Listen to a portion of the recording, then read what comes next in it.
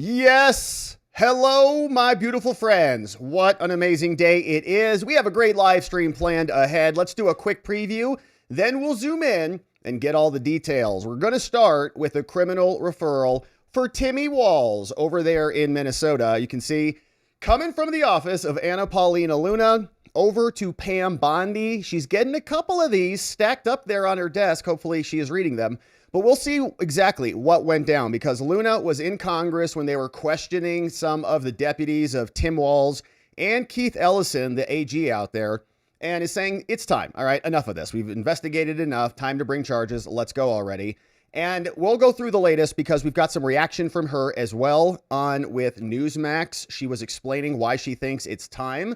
And the Democrats are also striking back. They're saying that we want hearings on this. They want to bring Kristi Noem in. They want to prosecute the ICE agent, first of all. Of course, we'll talk about that. But interestingly, we also have some Republicans who are causing a ruckus out there, like this guy called Tom Tillis. Oh, no. He's going to hold up Kristi Noem's nominees until she shows up for a hearing. Tom Tillis, Republican, North Carolina, FISA lover himself. All right, so we'll talk about it. We've got reaction from JD Vance, who was out today just dunking on the people who were questioning a lot of what went down yesterday. We identified the ICE agent who was actually involved in the shooting. Turns out he was involved in another vehicular attack previously when this illegal alien was trying to run him over, refused to get out of the vehicle, and the whole thing had happened previously. Although I don't think he fired his gun off that last time. We'll see what happened back then. But all that's coming up, and we'll hear more from JD because he was not happy today at all. Coming out, dunking on the media, a couple of clips of this. We got Caroline Leavitt coming out. Bunch of stuff was happening today out of the press briefing. And so we'll go through some of it and then wrap it up with this exchange between this representative from California on the House Oversight Committee who was asking about the Somalians and all of the massive fraud that occurs there in Minneapolis. So we'll get into all of that and more. Then we'll turn our attention to some updates on the pipe bomber case, because this is interesting. We were talking about the J6 statute of limitations and what happens if that expires, which it just did for many crimes. 5 years, as we know, is the deadline. And J6 2021, we just had the 5-year anniversary. So some numbers just went ding and expired. Well, now Brian Cole Jr., the defense is saying the new indictment actually came after the statute of limitations had already expired in one particular charge that they brought. And so they submitted a motion also here in response to the court saying, all right, we got this new federal indictment. And since we've got this new indictment, what do you want us to do about it now? And so we'll read through this and take a look at this concern because of a statute of limitations expiration. So we'll go back into that. That's the J6 pipe bomber update. And then Letitia James, she strikes again. She is now successful. An Obama-appointed judge, this woman right here, called Lorna Schofield, just disqualified another DOJ attorney. An attorney was going to get subpoenas to investigate the biggest Tish in all of New York and said, denied. You don't get your subpoenas because you're illegally appointed. But the DOJ, there are rumors that they're going to start something else. And so the New York Times is reporting this one today. We'll come back on it, see what the deal is with a possible new investigation into Letitia James, because we've already seen Lindsay Halligan get disqualified for having more of that happening today. So it's going to be a great stream. Very excited to be here. Happy Thursday. Hopefully your new year, your first new week back has just been outstanding thus far. We know ours has. We're very glad that you're here and with us. Now, before we get into business on the day, we have a sponsor. And of course, today we're talking about smiles and smiling in your gums, because the biggest threat to all of our beautiful smiles is happening in the gums, not even in the smile. More than 78% of people worldwide actually experience gum recession that develops slowly over time, and that is not good. In the US, nearly 50% of adults over 30 already show signs of gum disease, and by age 65 goes up to about 60%. And so gum loss, not just cosmetic, it exposes tooth roots, increases sensitivity, can lead to decay and even tooth loss. Now, the problem is that the standard toothpaste don't actually rebuild any gum tissues. Many just mask the symptoms, never addressing the root cause at all, and they consist of fluoride and other harsh additives. But Smile changes everything. It's the first fluoride-free peptide toothpaste that's designed to assist in the reversal of gum loss right at the source. It's got peptides in there like BPC157, GHKCU. They support natural tissue repair, and they have nanohydroxyapatite that strengthens and remineralizes the teeth. So you can whiten without peroxide. You can have soothing botanicals like blue spirulina and aloe vera just floating around your mouth on your sensitive gums. Beautiful. So the result, stronger gums, healthier teeth, and a brighter smile. And you can get 10% off plus free shipping. Head to twc.health/Robert, twc.health/Robert. Use the code Robert in the checkout, and you'll save some money on the way out. And we love our beautiful smiles. Let's keep those gums perfect. All right, so check out our sponsor, link in the description below. And thank you for supporting our work here today. All right, now it's time to get into business on the day because we've got some good stuff to talk about. Criminal referral for Tim Walz and Keith Ellison, the Attorney General out in Minnesota, now landing on Pam Bondi's desk. She's got some others from Congress that I think she's still working through. We're waiting for some updates on those. But this is a new one. And Luna came out today. She said, look, I was in a hearing with these people. They were testifying about just how corrupt the entire state is, feeding our future, all the Somali fraud and so on. And she said, based on the testimony, I have enough evidence to believe both Governor Tim Walz and Keith Ellison were knowingly complicit in a Somali fraud scheme in Minnesota. Therefore, I have referred both of them for charges to the DOJ. May justice be swift. The American people are tired of being taken advantage of. And so we'll read the criminal referral here in a second, but here's what went down that keyed off Representative Luna on this new endeavor, which we welcome very happily. Chair recognizes Ms. Luna. Thank you, Chairman Comer. Honorable Robbins, based on your record before your committee, when did Governor Walz first become aware of widespread fraud in Minnesota social service programs? I would assume that he has been aware of it since he ran for office for governor in 2018. By 2017, DHS investigators warned CCAP fraud could exceed 50%. What was that information elevated to the governor's office? Yes, there was an OLA report. Thank you, ma'am. By 2020, state officials knew feeding our future invoices were fraudulent. We know that payments continued to the AG's knowledge. Did they continue to the governor's knowledge as well? Yes. Attorney General Ellison agreed on tape to fight Minnesota's own Department of Human and Health Services in exchange for Somali political and financial support. In your personal opinion, do you believe it is a possibility that Governor Walz also made that personal deal, or that he at least knew about the Attorney General's agreement? I don't know. Okay. I don't want to rehash what you guys have spent hours answering. We know that there's a big issue with the fraud in Minnesota.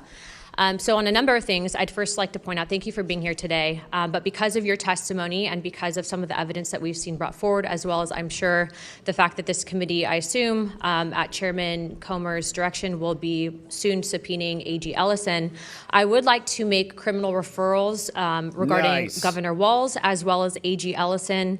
As you know, U.S. Code 371 and U.S. Code 2, which deals with criminalized conspiracies to defraud the United States and establishes liability for individuals who knowingly aid or abet the commission of federal offense, includes willful blindness or deliberate inaction where duties to act exist. So I will be referring them later on today. Nice. All right, so we got the document. Here is what she sent over to Pam Bondi. January 7th, to the Honorable Pam Bondi. She's got a couple of these on her desk. Hopefully she's working through them. Now, pursuant, Pam, to my constitutional oversight responsibilities, I am writing to formally refer Minnesota Governor Tim Walz and just him right now to the Department of Justice for criminal investigation and prosecution for 2 violations of U.S. Code. This governs conspiracy to defraud the United States and also aiding and abetting federal offenses. Now, information brought to congressional attention raises serious concerns regarding administration of federally funded programs under Governor Walz, under his authority, and whether actions taken by his officials obstructed lawful federal functions, including federal oversight, auditing, and enforcement mechanisms tied to the use of the federal funds. Now, as governor, Tim serves as the state's chief executive and bears ultimate responsibility for the conduct of executive agencies operating under his administration. I'm just a big dumb governor, I don't know anything, that's not a good excuse. In public remarks addressing misconduct occurring within his government, Walz stated, "This is on my watch. I am accountable for this. Wow, almost sounds like Nancy Pelosi.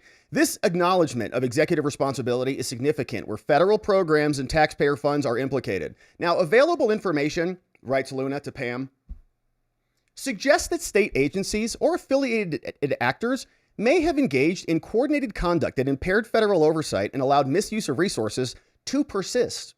Further, there are indications that senior leadership within state government and Timmy's team was aware of these issues and nevertheless permitted the conduct to continue without any meaningful intervention at all. Now, if substantiated, these actions could constitute an agreement to obstruct or defeat lawful federal functions, as well as knowing facilitation or willful disregard of federal offenses that were being committed by subordinates, just looking the other way, kind of willful negligence. Where a chief executive knowingly enables, directs, or permits conduct that interferes with federal oversight, or deliberately ignores clear warnings that, oh, they're stealing from us, criminal liability may attach. Specifically, 18 U.S. Code, Section 371. That law criminalizes conspiracies to defraud the United States or to impair, obstruct, or defeat lawful federal functions through deceitful or dishonest means, provided that an overt act is taken in furtherance of the conspiracy, and there were many, I'm sure. Now, 18 U.S. Code, Section 2. Also establishes criminal liability for individuals who knowingly aid, abet, counsel, command, induce, or anything in the commission of a federal offense, including through willful blindness, just I'm a big dumb governor, or deliberate inaction where a duty to act exists. Like part of your job as the governor is to make sure that the laws are being effectively and properly and legally executed. When you have billions of dollars, which are, bigger than many state budgets, all being thieved away from you, you're not doing your job. That's willful blindness. That is inaction where you have a duty to do otherwise. Now, the seriousness of these concerns warrant careful and impartial review, Pam. Federal funds must be protected. Federal oversight must not be obstructed. And no public official is exempt from accountability under the law. She almost said no one's above the law. I respectfully request that the DOJ review this matter. So do we. Please confirm receipt of this referral and advise whether your office intends to take further action consistent with this department policy. Signed, sincerely, your friend Anna Paulina Luna, member of Congress. P.S. Do it now. All right, so that is what went over to the DOJ today. And Luna confirmed earlier that there has been receipt of the materials, and she's been posting some other things today. You can see that's the pin post, and referred the letter over and then confirmed that they did get it. Let me see here. Boom. DOJ has confirmed receipt of the criminal referrals for Tim Walz and AG Ellison. So she sent another one for Ellison. There's the one for Ellison. Okay, basically it looks like exactly the same thing, but there it goes to him as well. So the Attorney General has much, he's the chief law enforcement officer essentially, right? He's the main attorney of the entire state. And he's like, oh, billions of dollars. Oh, I don't know where all that would end up. But of course, we'll see what Pam does with this. She's already got some other criminal referrals from Congress and the Judiciary Committee. So I'm sure she's getting real close real soon. Now, the Democrats are squealing about this. They have come out. They've said, we want hearings. We're going to demand Kristi Noem come out and have hearings in front of us, or else we're going to stop basically allowing her nominees to make their way through. The Hill reporting, they demand a hearing with Noem after this shooting, saying she better get in here. Now, she's defended the shooting of Renee Nicole Macklin Good, saying the officer was justified, calling this an act of domestic terrorism. But Benny Thompson responded. So he's also in the House with Luna. And so they're kind of using these things, right, as one against the other. So Republicans investigating Walz for fraud, Democrats investigating Republicans for a shooting. It's just kind of exchanging blows now. Saying here also to the top Democrat on the panel chair, saying the perpetrator must be held accountable and Noem must answer for this shooting as well as other recent acts of violence. The Trump administration and their out of control, unconstitutional invasion of our community must be stopped before another American is injured or killed, said Thompson. So just ratcheting it up.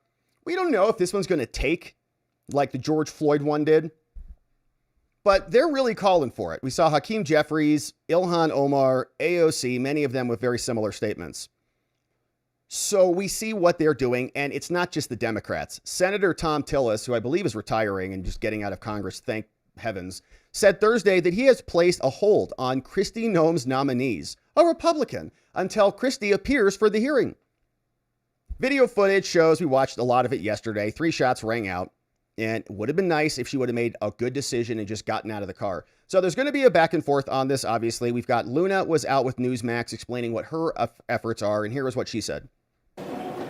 Yes, ma'am. I don't think that he was tied to it. We know for a fact that he was tied to it. There's a Monday trail that's been provided, hence why we actually asked him to initially come to Congress. He refused receipt of that letter. So Neville Roy Singham is a known Chinese billionaire. He is not a registered agent of China, although he should be. It's a FARA violation of what he's doing. He spends most of his time actually in China and has been known to funnel efforts and funding into the United States. Regardless of organizations, we know that it's tied to all left-leaning pro-communist organizations that only benefit the CCP. So, for example, during the ICE riots that you saw taking place across this country, we actually were jokingly calling them the Timu riots, where they are handing out Mexican flags, but that is all tied and directly funded by him.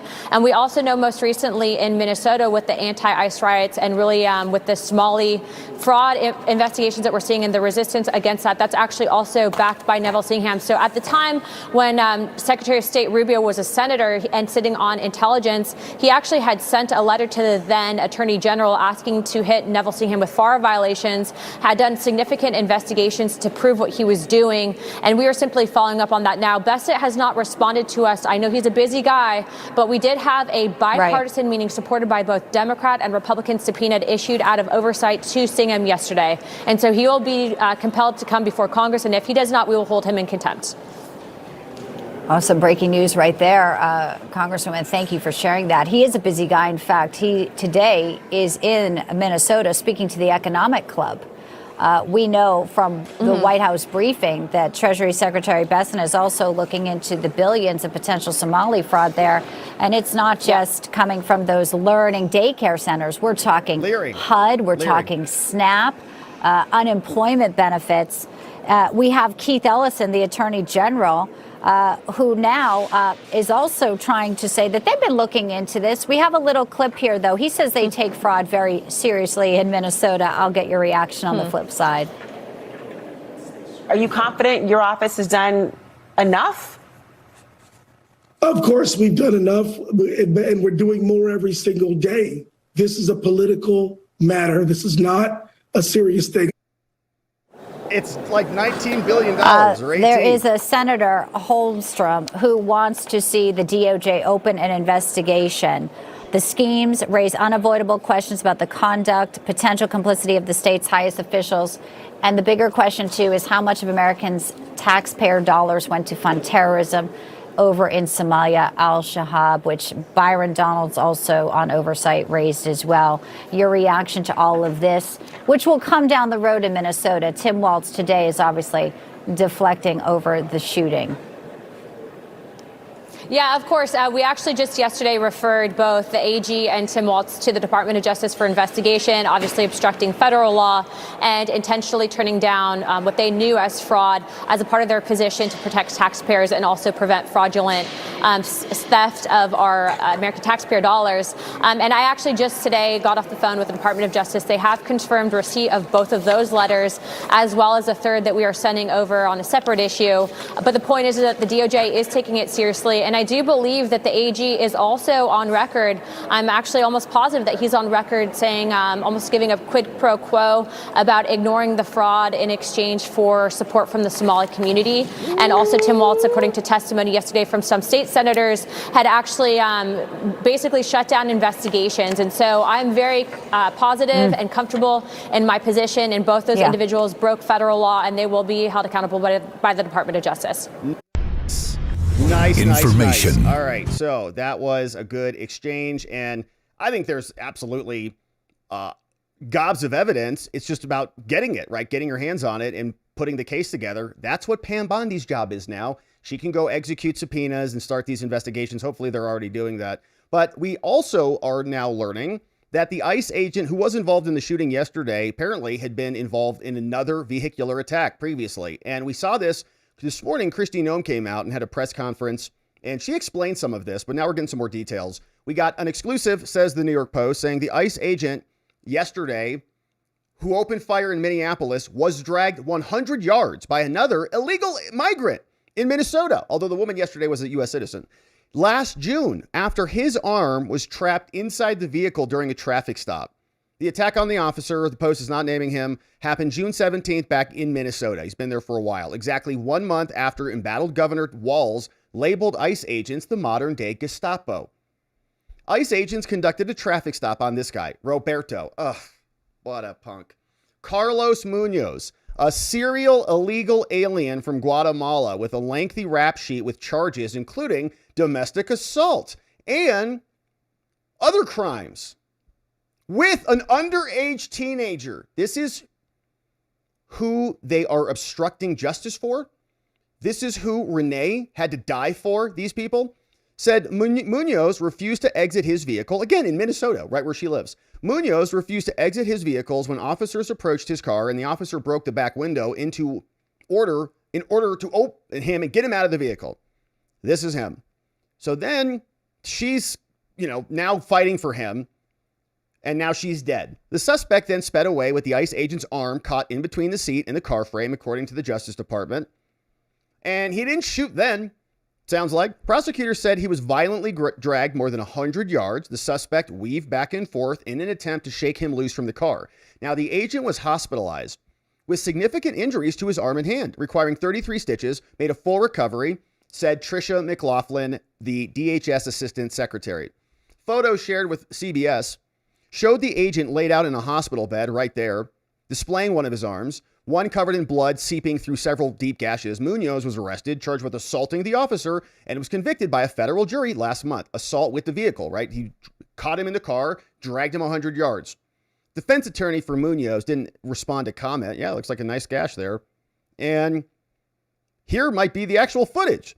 Shocking footage shows an illegal federal prosecutor saying escape, dragging this ICE agent.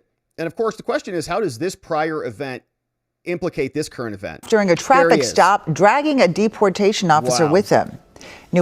Wow, he just takes off. Let's go back here. And that illegal alien. So this is the people, the type of people that Renee was fighting for, I guess. Guy who is sleeping with teenagers, underage minor teenagers, and then fleeing when ICE shows up, dragging the agent down the road. There he is. Here he is. Here's another angle of this. Look at this. Look at that camera right there. And then boom, he's dragged down. You can see brutal. So yeah, that's what we're dealing with. That's the type of enforcement that is happening. And so this guy is on high alert, right? So I think you can cut that both ways. You can say, look, this guy knows that they will use their vehicles to attack and kill you. This guy would happily have killed him if he could have gotten away with it. This illegal alien, Roberto. He could have easily just, kept going and run him over, his head, pop under the back wheels. He's dead. That was part of his equation. So this guy knows this is what's going on out there. Okay. It's the reality of the landscape. Now, conversely, I think some other people, like jurors, might say, well, I mean, if you already almost got killed with a vehicle, why are you standing in front of vehicles? Right. Kind of one of those things. It's like, well, if the fire burns you, why do you go touch it again? Well, because that's his job, is to enforce the law. That's why. Okay. You can't, he's not just going to say, well, I guess that's a pretty smart tactic. As long as they're in a car, I can't do anything about it. It's like a force field, right? Nothing I can do. Door's shut. Guess we're done here. Drive away. You beat us. Good luck. First out the door wins. So it's not a good scene, obviously. We don't want her to be dead. We're not celebrating like, yeah, she got this. No, I don't think anybody's doing that, or shouldn't be, because it's a dead citizen and she's got a son. And it's like, what the hell's going on here? How about we can all just make agreements that we're not going to obstruct federal agents who are coming in to arrest illegal alien pedophiles. Dang it. But that's what she was doing that day. Here's a photograph, it looks like, of the ICE agent. The agent who's not been publicly identified, I think he has now, on Wednesday, killed Renee Nicole Good. Kristi Noem said acted self-defense. Wide-angle footage shows that she clipped him. She hit him with the front of her car. He quickly jumped out of the way, fired a single shot through the windshield, 2 additional shots, they report, through the open driver's side window, striking her in the head. Trump echoed Noem's defense. Shooting poured gasoline on a long litany of, historical violence in this area. The George Floyd Plaza is like blocks away down the road. So that's what they're reporting as it relates to the ICE agent. And JD Vance came out yesterday. This clip over from Devory Darkins. He's on YouTube and Rumble all over the place. Great channel. And he clipped this one for us today. He said here, JD Vance was out answering questions from the media. And here's what it sounded like. You called on Tim Walz to resign. Can you lay out the case as to why he should step down? Well, look, I think Tim Walz should resign because it's very clear either that he knew about the fraud in Minneapolis, he knew about the welfare fraud, or at the very least he looked the other way. I mean, this is not this is not like Lex Luthor, right? This is not movie villain fraud. This is the lowest IQ possible fraud. This is, we're going to take kids, or sorry, we're going to take the absence of kids and set up a daycare center where there are no children, and we're going to call our early childhood education center the Quality Leering Center. By the way, if you can't spell learning, maybe you shouldn't be in early childhood education. But people got rich off of this. We know that there were schools who either had no enrollment or at least they overstated their enrollment. Tim Walz, either it was unbelievable incompetence or he was in on the fraud. That's one of the things we're going to get to the bottom of. Yeah, and if it's unbelievable incompetence, it's like, is that willful incompetence? Like, can you just be so dumb that you're just like, I don't know, I'm the governor? Am I supposed to check the budget? Is that part of my job? I didn't know. Like George Costanza. Was that wrong? I didn't know. So that's JD. He was also out with more. He went into 2 minutes or so on the media narrative against the ICE agent who was defending himself against a woman who was trying to ram him with her vehicle, who was allegedly obstructing the ICE procession throughout the day. Here's JD explaining. When I was actually walking out here, somebody sent me a photo of a CNN headline about what happened in Minneapolis. And this is the headline. I'm just going to read it. Outrage after ICE officer kills U.S. citizen in Minneapolis. Well, that's one way to put it, and that is the way that many people in the corporate media have put this attack over the last 24 hours. And I say attack very, very intentionally because this was an attack on federal law enforcement. This was an attack on law and order. This was an attack on the American people. The way that the media, by and large, has reported this story has been an absolute disgrace, and it puts our law enforcement officers at risk every single day. What that headline leaves out is the fact that that very ICE officer nearly had his life ended, dragged by a car 6 months ago, 33 stitches in his leg. So you think maybe he's a little bit sensitive about somebody ramming him with an automobile? What that headline leaves out is that that woman was there to interfere with a legitimate law enforcement operation in the United States of America. What that headline leaves out is that that woman is part of a broader left-wing network to attack, to dox, to assault, and to make it impossible for our ICE officers to do their job. If the media wants to tell the truth, they ought to tell the truth that a group of left-wing radicals have been working tirelessly, sometimes using domestic terror techniques to try to make it impossible for the President of the United States to do what the American people elected him to do, which is enforce our immigration laws. The President stands with ICE. I stand with ICE. We stand with all of our law enforcement officers. And part of that is recognizing that you people in the media, not everybody in this room, but many people in this room have been lying about this attack. She was trying to ram this guy with her car. He shot back. He defended himself. He's already been seriously wounded in law enforcement operations before, and everybody who's been repeating the lie that this is some innocent woman who was out for a drive in Minneapolis when a law enforcement officer shot at her, you should be ashamed of yourself. Yep. Every single one of you. Yeah, Questions? and that's exactly what they're going to do, is they're going to leave off the second half of that equation. It's just that ICE shot and killed a woman. Not ICE shot and killed a woman who was trying to run over the federal agent while she was obstructing their entire operation.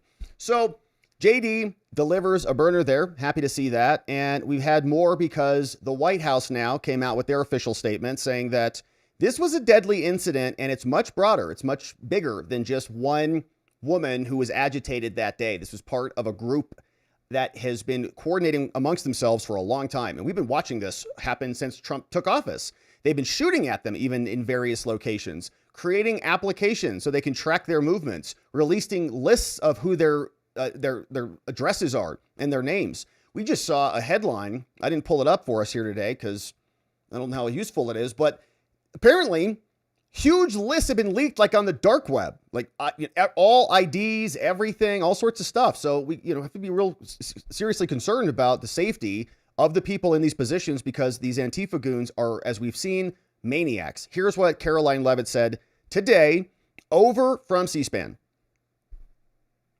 Volume would be helpful here. And women of ICE, and will always uphold law and order in the United States of America. The deadly incident that took place in Minnesota yesterday occurred as a result of a larger, sinister, left-wing movement that has spread across our country, where our brave men and women of federal law enforcement are under organized attack. Right now, immigration and customs enforcement officers are facing a 1,200% increase in assaults, a 3,200% increase in vehicle rammings, and an 8,000% increase in death threats. ICE agents are faithfully enforcing federal law to protect the safety of the American people by removing criminal illegal aliens from our country, which is exactly what nearly 80 million Americans elected President Trump and Vice President J.D. Vance to do. That's right. Radicals in the Democrat Party are furious over this. They don't want our border secured or criminal illegal aliens being removed.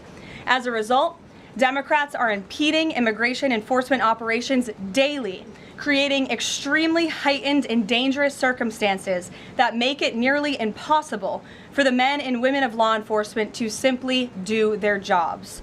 Democrats are calling to defund federal law enforcement agencies who are protecting public safety. And Democrats are calling to abolish ICE and defund the police. That will never be allowed to happen under this president and vice president. The Trump administration will redouble our efforts to get the worst of the worst, criminal illegal alien killers, rapists, and pedophiles off of American streets. The Department of Homeland Security will continue to operate on the ground in Minnesota, not only to remove criminal illegal aliens, but also to continue conducting door-to-door investigations of the rampant fraud that has taken place in the state under the failed and corrupt leadership of Democrat Governor Tim Walz. No breaks. Taxpayers have been ripped off to the tune of billions of dollars in this one state alone. And that is going to end, and people are going to be held accountable. The Trump administration has activated thousands of federal agents, doubled the number of U.S. attorneys in the DOJ office in Minneapolis, and surged resources to hold fraudsters accountable and demand justice for law-abiding American taxpayers and citizens across our country. And that's what brings the vice president out here with me today to discuss all the Trump administration. All right, so we heard some clips from JD. Now, while the White House is saying that they're going to be surging resources into Minneapolis and Minnesota to identify the fraudsters, the criminals, the illegal aliens, and the network of Antifa or other just anti-ICE related individuals, Tim Walz is also coming out saying that they're going to deploy their own National Guard. And Republican Congress people are very unhappy about this, saying maybe Tim Walz should be arrested. So this is coming from the Independent, and they're writing, Walz authorized the Minnesota National Guard, quote, to be staged and ready to support local and state law enforcement if needed after the shooting. He said in a statement this was an abundance of caution, said the National Guard is going to remain ready to help keep the peace, to ensure public safety, to allow for peaceful demonstrations. Doesn't mean that they're going to be out on the streets, but it means that they're going to be on the ready. And so that was being reported from the Independent. Now, we've got Fox is saying that GOP lawmakers are calling on Trump to arrest Tim Walz after this little maneuver, which is essentially a threat against the ICE agents, saying, okay, if you're going to continue to surge your federal agents, we're going to deploy the National Guard to kick your people out. So Fox is saying Representative Mary Miller is now calling for the Insurrection Act to be activated after Walz says he's going to deploy the Minnesota troops against the ICE operators, saying, all right, Trump, now it's time. Tim Walz is warning that he may send the military against you. Said, invoke the Insurrection Act. Arrest Tim Walz, said Mary Miller. She posted this over on X. Here, let's read the full context of this. That's it. Invoke the Insurrection Act. Now, here is, I guess, the clip from Tim Walz where he is saying what he's going to be doing. Here's what Timmy had to say. Order to prepare the Minnesota National Guard. We have soldiers in training and prepared to be deployed if necessary. I remind you, a warning order is a heads up for folks. And these National Guard troops are our National Guard troops. They're teachers in your community. They're business owners. They're construction professionals. They are Minnesotans. Minnesota will not allow our community to be used as a prop in a national political fight. We will not take the bait. We will continue to update you, Minnesota, as we get more information. Now I'd like to turn it over to Commissioner. All right, so Tim activates before Trump activates, right? I'm going to use the military before you use the military, or my military is going to stop your federal agents. And so she's not happy about it, says she calls to apply the law, which gives the president powers to arrest suspects who are obstructing federal law enforcement, following his suggestion to invoke the Guard, saying, we do not need any further help from the federal government, said Tim Walz in a press release. And we heard what he had to say. Now, under Minnesota law, Fox says Walz has the power to deploy the National Guard for the defense or relief of the state. Other Republicans reacting to this said, yep, this could be it.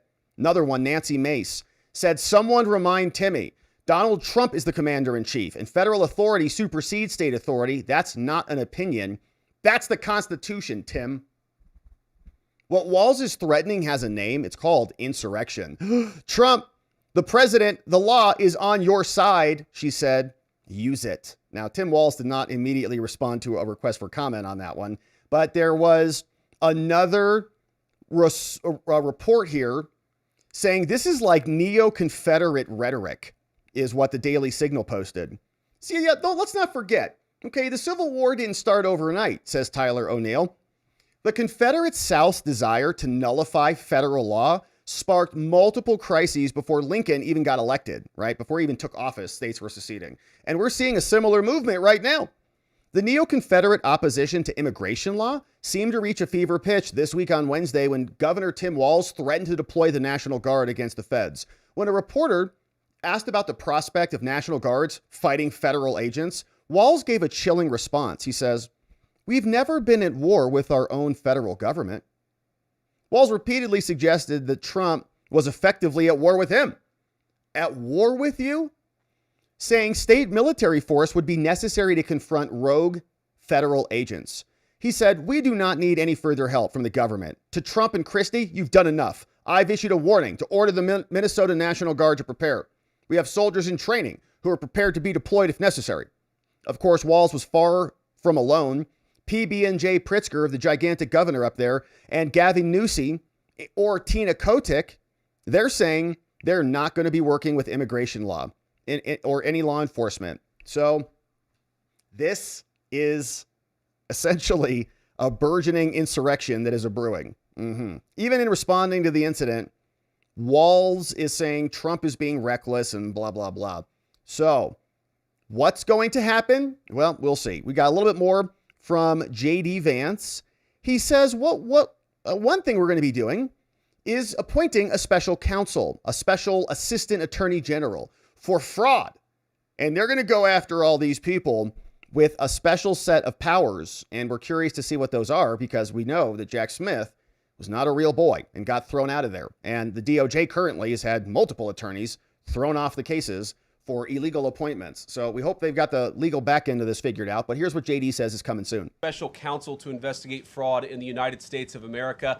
I actually agree, and that's what this position does. It has all the benefits, all the resources, all the authority of a special counsel, but with two crucial differences. Number one, it will be run out of the White House under the supervision of me and the President of the United States. And number two, it's actually constitutionally legitimate. As you guys may know, the special counsel statute has some major constitutional questions. When we get the bad guys, we want to make sure we get them permanently and they don't have some legal technicality they can get out of, which is why we set it up as an associate attorney general. I'll take some questions, but I want to just one final. Interesting. Associate attorney general, huh?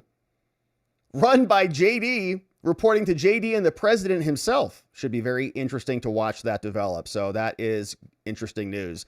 Now, while we're talking about Somalia, Brandon Gill was talking with these individuals in the House Oversight Committee earlier this week, and was asking about the numbers and just how extensive the fraud is. And listen to this one. Mr. Balu, again, thank you for being here. Let me ask you, does large-scale Somali immigration make Minnesota stronger or weaker? Certainly stronger.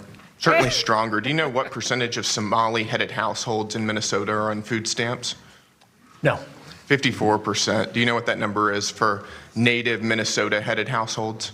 Well, to be clear, a majority of the... It's 7%. There's a big difference between 54% and 7%, is there not? Excuse me, sir, could I answer the question? Let me move on. We've got a lot of questions here. What percentage of Somali-headed households in Minnesota are on Medicaid? I don't know. It's 73%. Do you know what that number is for Minnesota native households? Again, you're using the phrase Minnesota native households, but the majority... The number is 18%. That's quite an astounding difference. I think we would agree. Can I answer the question, please? Let me ask you one more, and then we can go on to that. What percentage of Somali-headed households are on welfare in general? I don't know. It's 81%. Wow. What about... let me just ask you, after 10 years of being in the United States, what percentage of Somali immigrant households continue to be on welfare? I don't know. The number is 78%. Amazing. So even after 10 years, 78% of Somali immigrant households continue to be on welfare. Do you know what that number is for native Minnesota-headed households? Again, you're using non-Somali immigrant-headed households. If I can just answer the question, when you're using the phrase native Minnesotans, the majority of Somali Minnesotans are as Minnesotan as any of us. They were born in the United States. It's only 8,000 of the 108,000 Somali. Nevertheless, the welfare usage is astoundingly different. Let me ask you again, does that make Minnesota stronger or weaker? Again, I'd like the opportunity to answer the question here. So, again, the majority of Somali Minnesotans are born in the United States, as I understand it. Okay, well, what percentage of working-age Somalians who have been in the U.S. for 10 years or more, how many of them speak English very well? I don't know. About half. The answer is about half. That seems pretty low, doesn't it? Again. Yeah, and so this guy's trying to make the point that, well, they're not like foreign born. They're like Somalians. So their parents came over, and then they had anchor babies, and then those kids are full-blown citizens because of our stupid 14th Amendment interpretation, subject to the jurisdiction thereof, doesn't apply currently. And they can just come over here and just drop babies off, whether they're legal or illegal or whatever, right? It's all just baby, no problem. Temporary protected status, whatever. If you're here on a visa temporarily, you're just, boom, you're good. So doesn't matter, like they cost. The percentages are the percentages, whether they're, American citizens or whether they're Somalian. The rest of us are paying for basically their entire lives. And that, for Keynesian economists, they say, well, if you tax somebody and you take their dollar and then you give that dollar to somebody else, and then they take that dollar and they spend that dollar at the grocery store, then that hires this person, and they say like a dollar can turn into economic gain, right? So for them, they just say, well, the government can just print money and tax and spend and move things around, and they can create economic actual benefits is their argument. Because I guess the Somalis are somehow, they're going to take the $18 billion that they've stolen from us, and they're going to spend it back into our economy.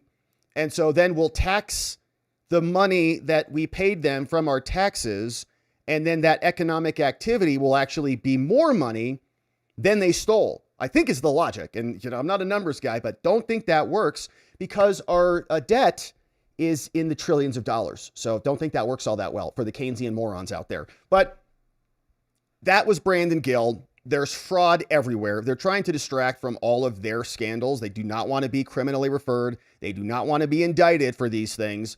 So instead, they'll just rally around a woman who is obstructing federal agents. They'll turn her into, the new martyr for their cause and demand prosecutions. And we, unfortunately, have Republicans like Tom Tillis who are on their way out, burning the building down, lighting everything on fire before they hit the road. And, of course, the feds are going to protect their officers as they should. We'll see what the state says in response. But as it stands, Pam Bondi has a new criminal referral for Ellison and Walz. Hopefully, it's not on her desk wherever she put those Epstein files. All right, so we're going to keep our eye on this one, my friends. Thanks for subscribing and joining as we do. Now, we're not done yet. Let's change gears. Let's talk about this pipe bomb case because This one is getting curious. And here is where we'll start on this one.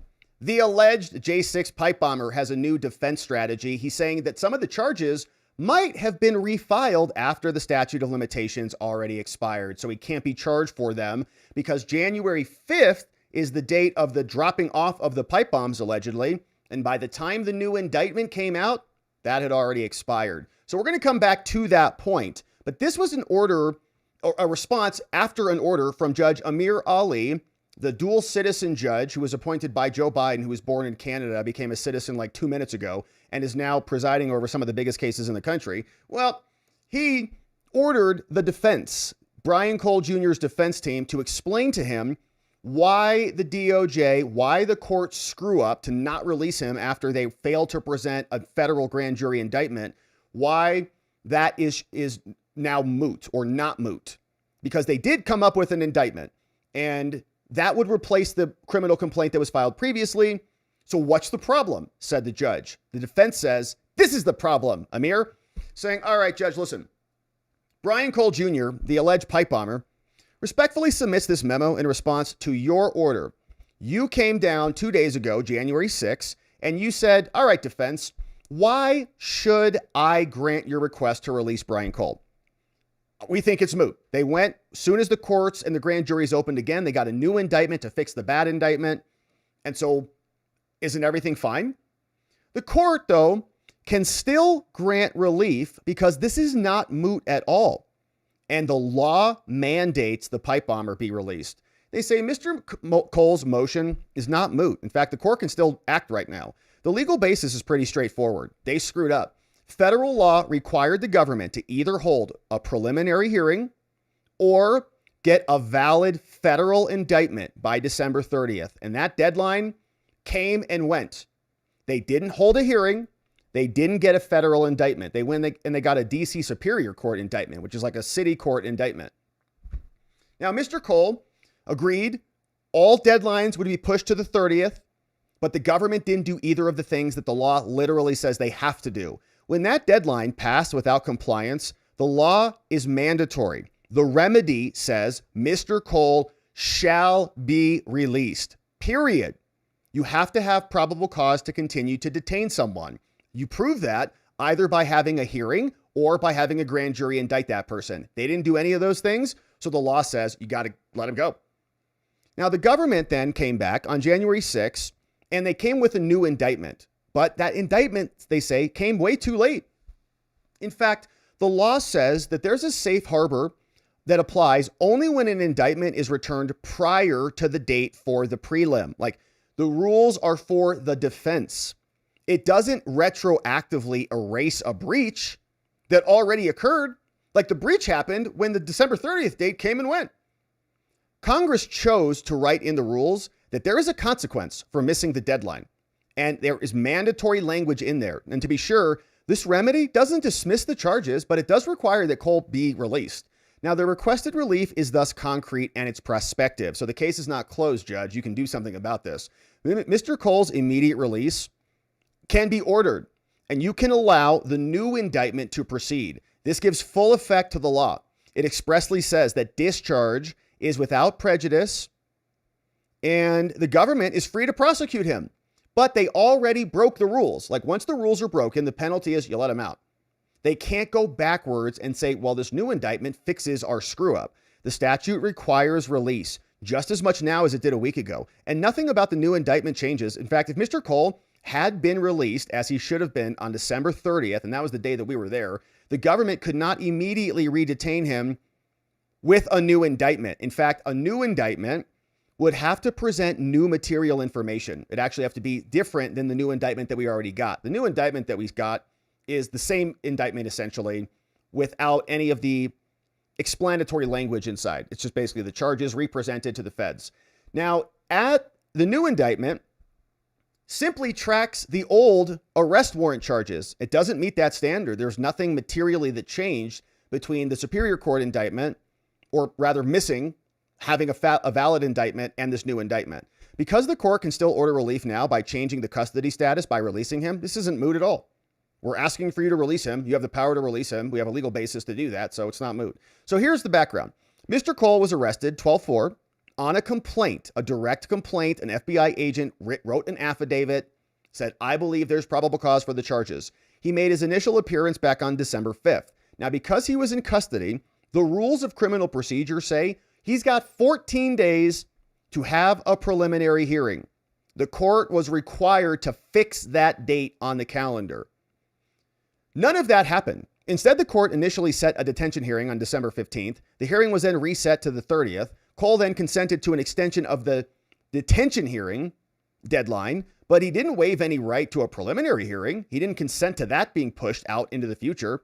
So in the days leading up to December 30th, defense counsel sent an email to the government, said, are you going to get your indictment in before that date? And the government usually does, right? It's like almost automatic. Instead, the government sought to push the prelim back to January 7th or 8th. The defense said, are you kidding? You want us to agree to waive the rules that you just broke? They refused. Perhaps recognizing other problems, the government then chose a different route. They said, oh crap, we're in big trouble. If they're not going to agree to continue the hearing, then we have to indict him. So then on December 29th, the day before the detention hearing, they raced over to the DC Superior Court, which is like the city or county court, and they went to their grand jury. These are federal charges. The magistrate then deferred acceptance and requested briefing. So then on January 2nd, the judge issued a new minute order. Okay, the breach had already happened on the 30th is the argument. So then the judge comes back down on the 2nd, and the defense is saying, you are illegally detaining our person this entire time.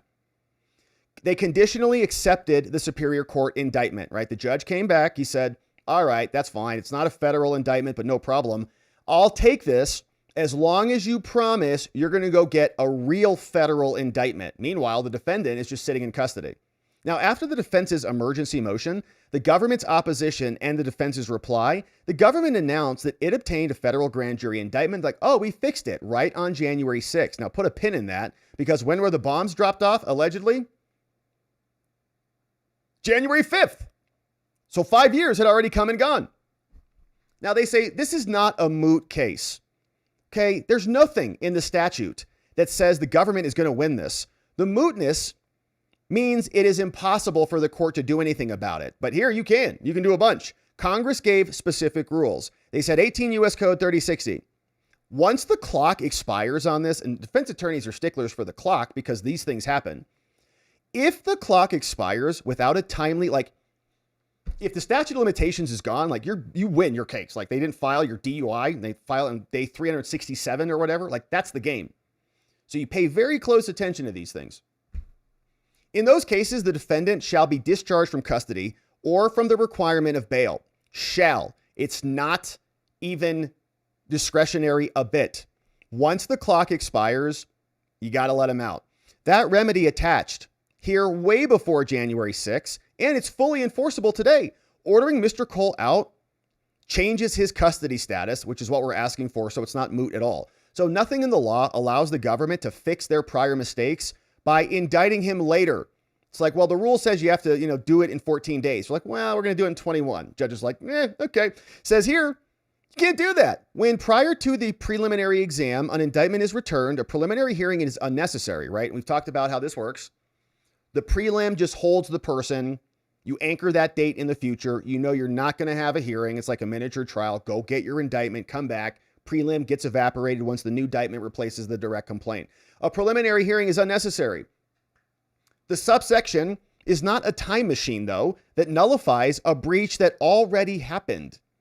That's why we have a deadline, which is what happened here. Reading a post-deadline indictment to erase this mandate under the law shall be discharged would mean everything in the law is completely meaningless. And you could just delay and just get new indictments and the deadlines don't matter at all. Now, if Mr. Cole were asking this court to dismiss the new indictment with prejudice, yeah, he would have a tough case. Like he can't dismiss this new one, but that's not what we're asking for. The statute explicitly allows a case to continue even when a defendant is ordered release. But the penalty, the violation already occurred. Like the government has to take a ding because they didn't get it done in time. We have a right to a speedy trial. We have a right to a speedy preliminary hearing. They didn't do it. But by the same token, the statute does not establish a harmless error regime when he is in custody, like he's being detained against his will. So as to these options, Congress chose, rather than dismissal, they chose release. If you're going to violate somebody's right to have probable cause determined against them while they're in custody, the penalty towards the government is you let him out. It's mandatory. Here, the statute expressly requires discharge. Because the court can still order that relief now, this is not moot at all. Now, the law doesn't change anything that they're citing. It removes the need for a prelim only when a new indictment comes back. But that is forward-looking, right? It's, okay, we have the hearing in 2 weeks. I just got you indicted. So now the indictment is submitted to the court. Now we can vacate the hearing. It's not after the hearing is supposed to happen and you don't have it, then you can indict. If the government indicts in time, no preliminary hearing is required. It does not authorize continuing illegal custody once the statutory deadline passed without a timely prelim or without a federal indictment. And so if you read it that way, if you say they can just come back and fix whatever they want, it nullifies the entire law. Congress wrote the rules. There's a bright line timing rules. It's very clear. Everyone knows it. If you break the timing rules, we have a right to a speedy trial. There is a clear consequence. If the deadline is missed, oops, your penalty is he's released from custody. If the government could always just get an indictment later, then that language would be surplusage. It wouldn't even be necessary. It would be meaningless. The structure and the text instead assign the government the risk of delay. If you can't bring this in time, you got to let him out. It can comply in time and invoke safe harbor, or it can miss the deadline, but all the rules point the same way. The rules govern whether a hearing is needed. Bottom line, this prevents a violation, but it doesn't retroactively allow them to fix their problems. Here, the J6 indictment was too late under the rules, and the remedy is very straightforward. It's not moot at all. The court should order Brian Cole Jr.'s immediate discharge under the rules and make clear that the new indictment may proceed. That relief gives full effect to Congress's chosen sanction for missing the deadline. Should have had a prelim in your 14 days, didn't do it, prosecutors, now you lose. While respecting the line of cases making clear that we're not going to dismiss the case, okay? There's a bunch of cases say that type of violation doesn't mean you're dismissing it, but you do have to let them out. Those cases confirm only that you can ask for a dismissal, but they confirm that you can't retroactively fix your problems. Ordering Cole's discharge is precisely what should have occurred on December 30th when the deadline expired. This new indictment doesn't go fix the problem that happened then. That's when the breach occurred. Now, when Mr. Cole should have been released on the 30th, the government remained free to prosecute under a future indictment. It did. It went and got one. Because Cole's release would have been without prejudice to the institution of the DOJ. But even in that circumstance, you still can't re-detain him. If you do release him, you get a new indictment and you say, oh, okay, well, the new indictment says now we can hold him. They say no, because you can't fix your penalty. Like, you have to suffer that penalty. The release determination is not just a waypoint. It's the governing rule. There's case law that says then the legal conclusion is you failed. You have to release him. And if you want to re-detain him, then you have to recomply with the Bail Reform Act. And there are rules under the Bail Reform Act. If you get the new indictment, the J6 indictment, then you have to go make your case. Why should you re-detain him? He obviously wasn't dangerous enough to go get probable cause the first time. Now, what is the material change in circumstances now that he's been released? A belated indictment is not a change in circumstances. This is merely just a different vehicle. You could have done that before December 30th. You could have gotten it previously or had your hearing, but you didn't. So allowing the government to miss the deadline, suffer a penalty, and then evaporate the penalty means it's not very much a penalty at all. So they can't re-detain him based on this new indictment, absent genuinely new material facts that they didn't present the first time, which I think it's going to be hard for them to go find quickly. So all of these issues remain live. The court should resolve them. And when it does, order Brian Cole released from custody without prejudice to this case and allow the new indictment to proceed under its normal course. Signed by Brian Cole's defense attorneys in a nice filing. And you see the judge, Amir Ali, the dual citizen of Canada, he said, very interesting. He said the court is in receipt of Brian Cole's motion. And now The government is ordered to respond by tomorrow, January 9th, 2026. The DOJ will fire one back, and we'll see what that happens to say. But the other point that I think is a big one is this. Even if the release were moot, and it's not, this footnote, the court nonetheless will have to determine the validity of the purported, quote, indictment, in quotes, really jamming it in there, that was obtained in the D.C. Superior Court at some point in this litigation. This is true because the January 6th indictment contains at least one charge that has a 5-year statute of limitations, and that period expired before the indictment was obtained from the federal grand jury. Okay, the bombs allegedly were dropped on the 5th. The new grand jury came in on the 6th. They say some of the charges got a 5-year statute of limitations on them, the non-terrorist charges, I'm sure, and those need to also be dismissed. So the DOJ is just screwing this one up multiple ways repeatedly. And the question, of course, is why? And why is the court keeping him in custody if the DOJ is indicting past the statute of limitations and then also missing the probable cause deadlines? We'll see. So this is going to Judge Amir Ali. We'll keep our eye on it, see what happens next. The DOJ will respond. The prosecutor in this case is Jocelyn Ballantyne, questionable January 6th prosecutor who Janine Pirro is keeping around for whatever reason. We'll keep our eye on this one, my friends. Thank you for subscribing and joining as we do. All right, now we got one final update on the day. This one's annoying, but we have to talk about it because here it is. Let's talk right. Well, let's start. Yeah, right over here.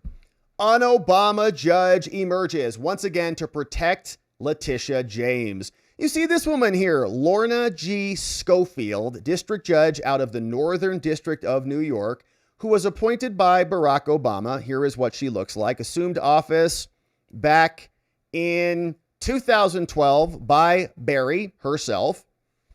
Nominated to serve, is the first Filipino American in history to serve as an Article III judge. Wow. Schofield also testified, passed 91-0, was an assistant U.S. attorney, all sorts of stuff. Well, what happened is she came back down and said Letitia James escapes any further scrutiny because subpoenas that were sent in on behalf of the DOJ to go after some of her records are invalid. Here's what she writes. On August 5th, last year, 2025, a federal prosecutor requested grand jury subpoenas be issued to a state prosecutor, sending subpoenas over to Tish. The subpoenas signaled an ongoing criminal investigation into civil cases brought by Letitia against Trump and against the NRA. The person demanding those subpoenas was this guy called John A. Sarcone III. He was installed as the acting U.S. attorney in the Northern District. He personally directed the issuance of both subpoenas. His is the only name on the subpoenas, and they're supposed to go back to him. Now, Tish came out from New York, and she sought to move to quash the subpoenas. She says, you can't get subpoenas from me. New York has state sovereignty, and you're trying to retaliate. She went after the president. Now you're retaliating against her. So, of course, there was motions back and forth, and what ends up happening, dun, dun, dun, dun, she says the subpoenas are unenforceable. Why? This U.S. attorney, Mr. Sarcone, not lawfully appointed. So that's Halligan. That's Alina Abba. Now it's Sarcone. Multiple locations, one after another. She says this U.S. attorney was and is unlawful. Did not follow the statutory requirements. They must be nominated by the president. They must be confirmed by the Senate. And when a vacancy arises, the judges get to appoint someone else in there. And that didn't happen here. So the U.S. attorney initially appointed Sarcone. He was interim. Then 120 days expire. Republicans in the Senate cannot get these people through. When that term expired, the district judges declined to use their authority. They said, sorry, you're out. The judges in the district said, sorry, we don't want Sarcone. Then this judge, just like they did with Halligan, says that federal law requires you got to use other statutory procedures to fill the position. DOJ didn't do that. On the same day, the judge declined to extend his appointment. Then they moved him around, just like they did with Alina Abba. He drops from interim acting, and then he goes back down to acting, from interim down to acting. They say, sorry, can't do that. Law says you can't.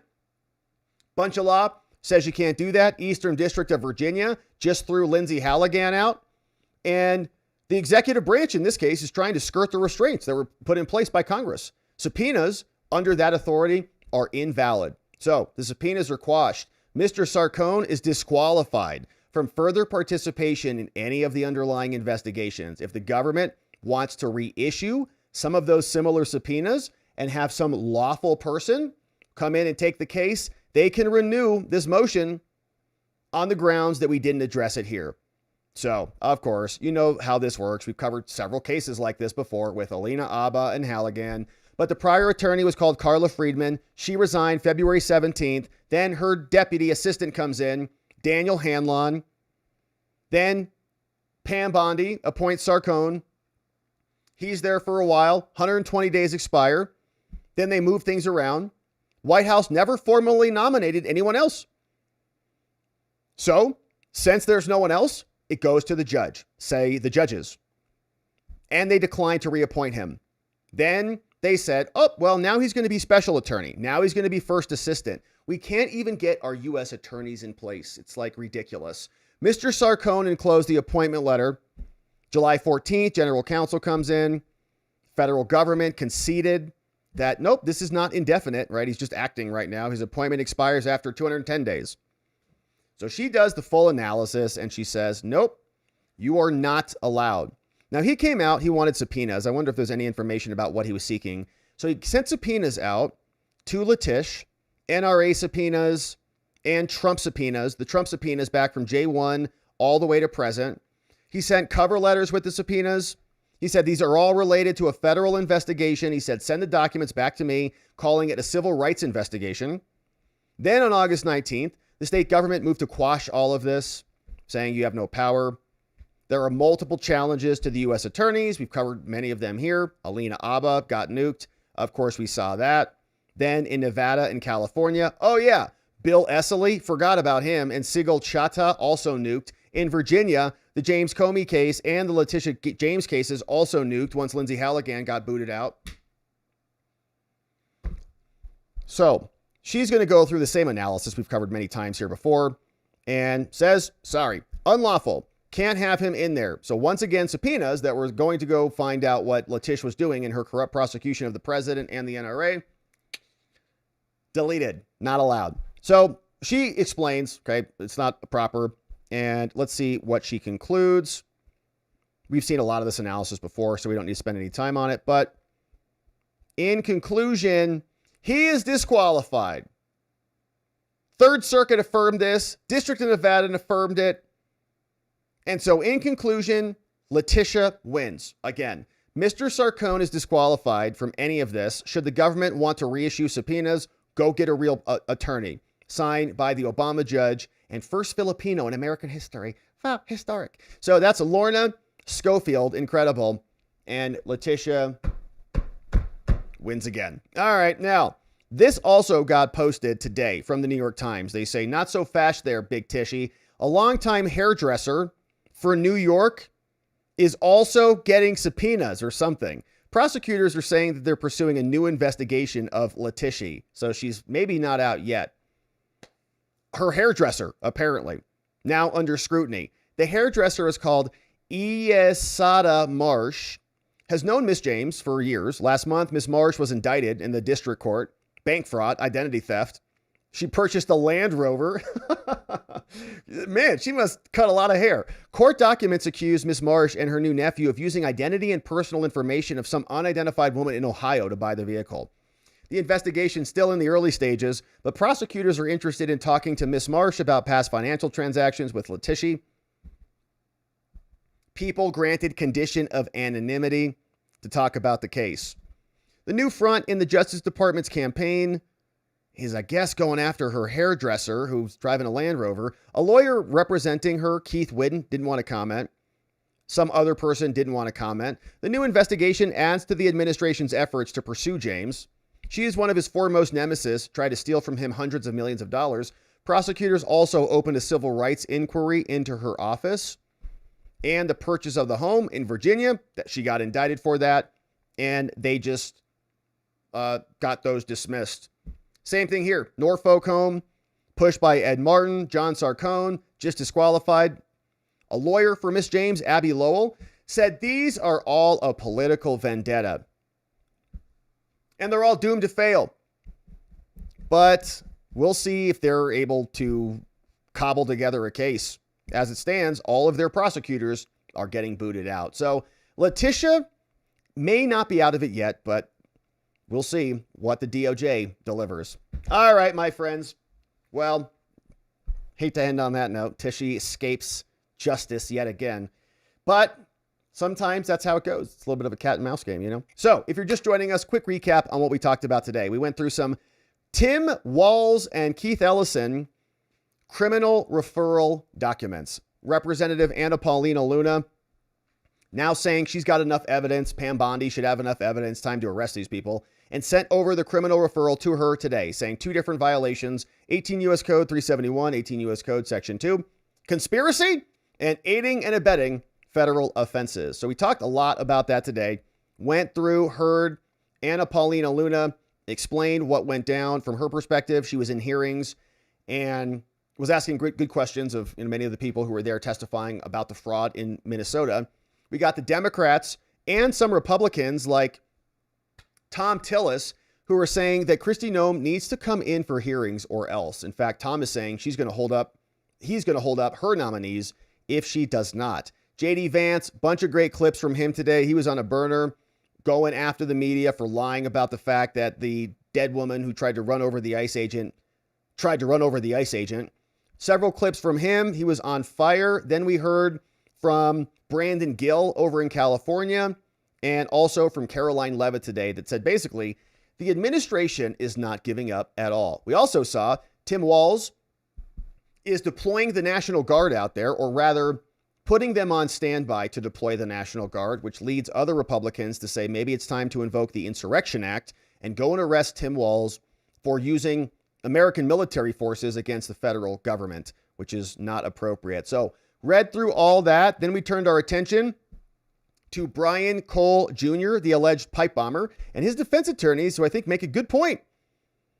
Can't hold somebody in custody past what the rules say. It's part of the Constitution. So 10 pages of the defense explaining why this is not moot at all, why they screwed up, why the penalty is you got to release him, and why the statute of limitations, at least as to some charges, may have already been expired back when the second indictment came down the line.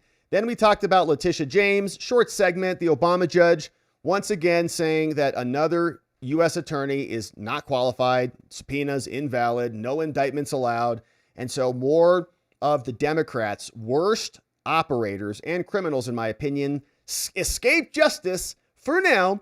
But there's reporting that the DOJ is looking into more. So, of course, we're going to keep our eye on all of this and more. Thank you for subscribing and joining as we do. We never want to miss you on another show ever again. But now, let's see what you say about all of this. I think I saw a couple of very nice donos coming in today, and we appreciate you sending those in and supporting our work. Let's see who's here and joining us.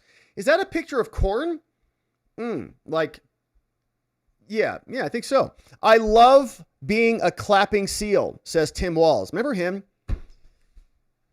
Back during the campaign, he was doing his Three Stooges routine. He's like, high-fiving everybody, backside, all the things. What are you doing, Tim? Weirdo. So, well, he's resigning. Not going to see much more of that. Rick D. What's going on, Rick? Yeah, Megyn Kelly is reporting, and she has confirmed with Homeland that the agent that was involved in the shooting is the same agent that was drugged by an illegal alien last June and seriously injured. Man, you're ahead of the class, Rick D. You sent that before the show started. We had the New York Post story. Yeah, and I thought we heard her say that specifically this morning, so shout out to Megyn Kelly. Man, her and Tucker were on a burner last night. Emperor Trajan, what's going on? Republicans didn't put any holds on Biden or Biden agencies or nominees while they were facilitating and funding an invasion of America that led to the R in murder of American moms and daughters. F the GOP. Man, from Emperor Trajan. Yeah. Emperor Trajan.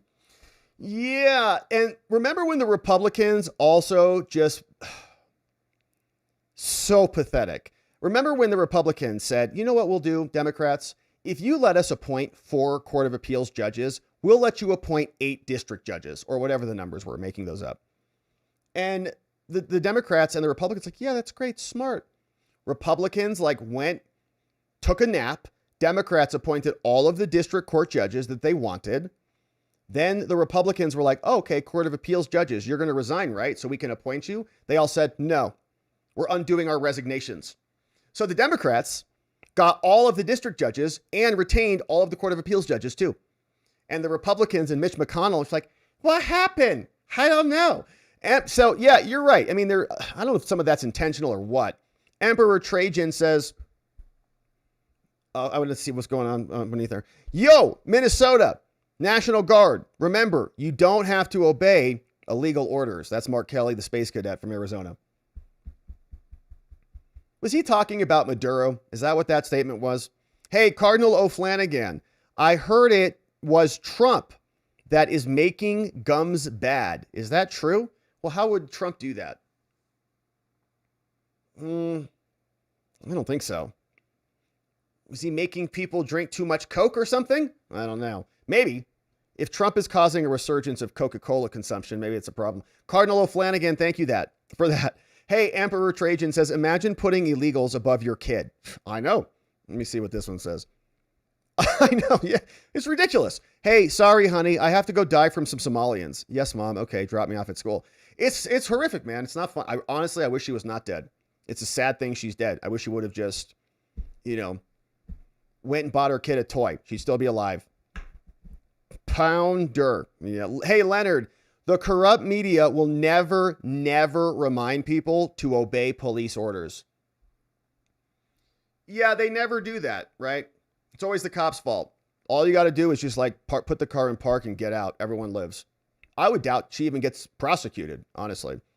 But that's not really social justice. You have to fight authority. You have to be down with the man. Hey, Benny Boy. What's up, Benny Boy?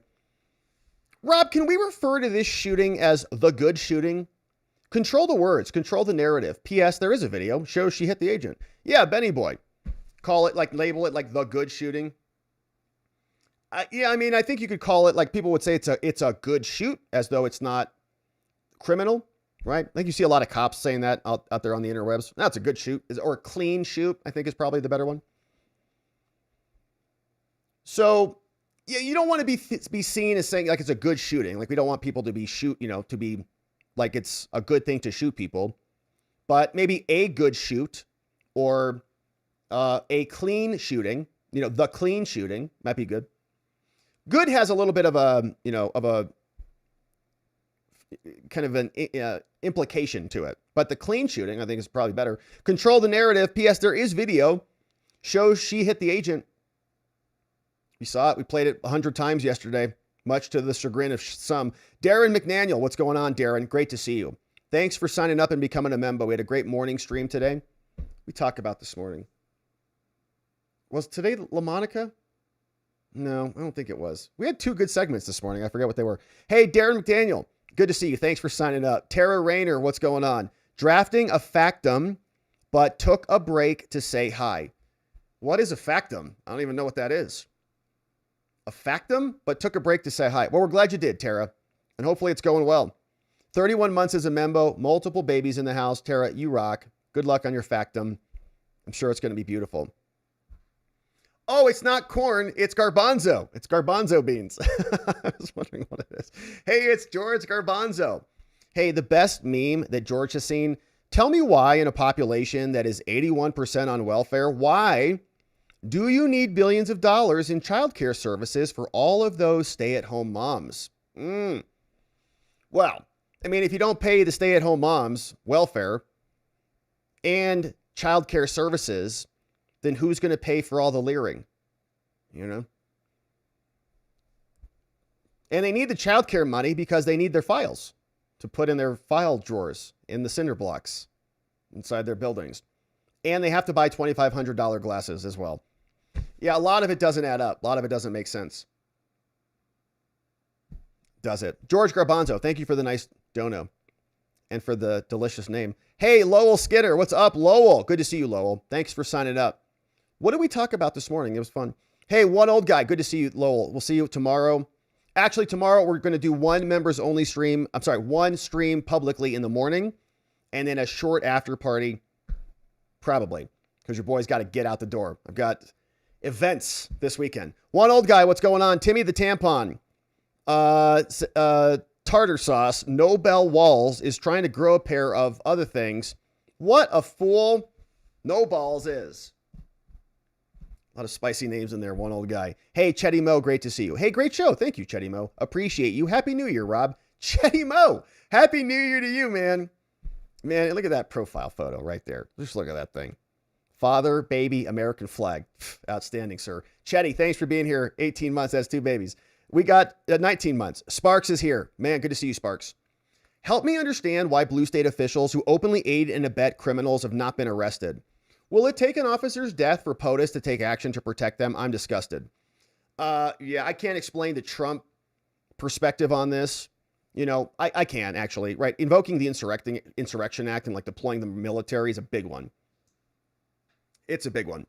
So he may just not want to deal with the political fallout of that. So until the political fallout demands that something like that happen, it's probably politically not feasible. Now, as to why the blue state officials openly aid and abet the criminals, we know why they do it. Why they have not been arrested yet is probably because they're federal officials or state officials. They're like local officials. So they have immunity, you know, qualified immunity to some extent. And they have also plausible deniability. They can just say it's incompetent or it's fraud, or we've heard other officials say it's just the cost of doing business. You're just going to lose some money because fraud is everywhere. And you say, well, what's the fraud rate with like the credit card companies? Maybe we could shoot for that, or even better than their fraud rates, since, you know, you're the federal government and you have access to every piece of data ever had by a person ever. But yeah, it is disgusting, Sparks. And of course, their plausible deniability, plus their qualified immunity, plus their, you know, the whole system essentially is like their friends. Like Tim Walz is blue. Keith Ellison is blue. Mary Moriarty in Hennepin County is blue. She's the prosecutor there. They're all in it. They're all on the same team. We don't have Fannie Willis's on our side. We don't have Tishy James's on our side. We don't have psycho Jenna Griswold's on our side. We have, like, you know, reasonable people who are pretty nice, but they're just not killers like they have. Hey, one old guy.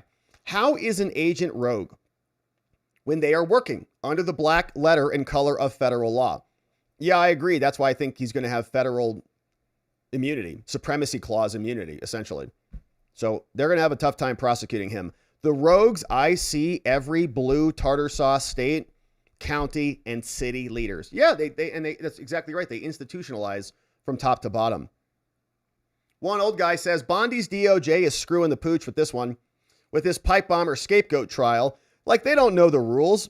They know they have the wrong guy, and the real guy is as NAS, NSA, CIA, FBI, Intel spook cover-up from one old guy.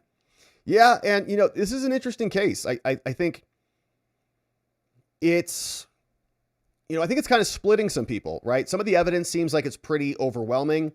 We talked about this on Brianna Mello's show, but there's like really 3 components the way I see it. You've got the materials and the receipts, like the physical goods. You've got the cell phone pings, and you've got the confession, like 1 + 1 + 1 equals guilty. So materials plus pings plus confession equals guilty. So the defense has to go back and, you know, hit each one of those and break those apart. I think they can do that. But it's also, you know, is he, like, would you consider this guy a J6er? Because he was there on J5? And is the court going to treat him like a J6er and abuse his rights like they did the rest of the J6ers? Even though it's kind of a separate state, you know, separate state of affairs. And like really, you know, much worse than anything else that happened on J6, like exploding pipe bombs.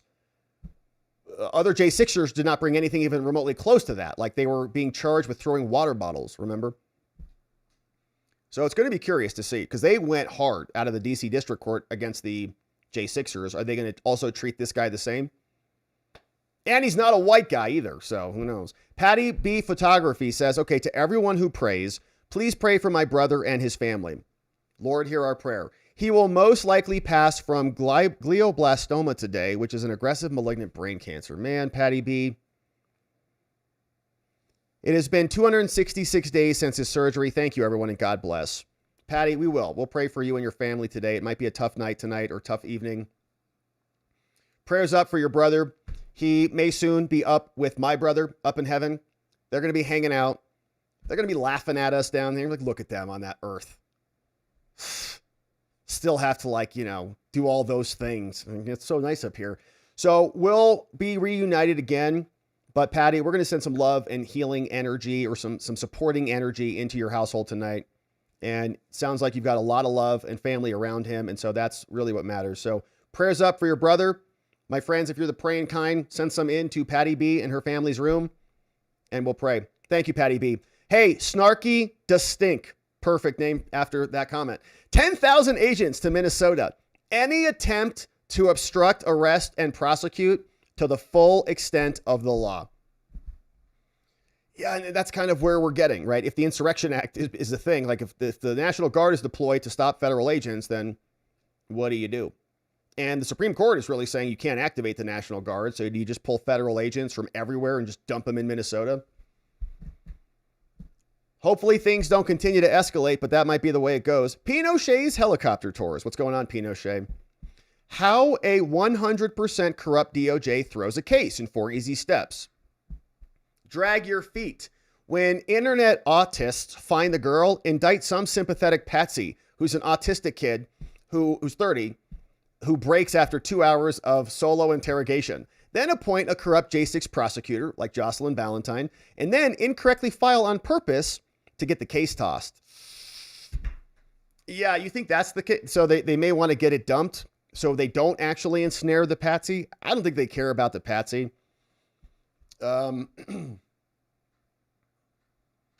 Yeah.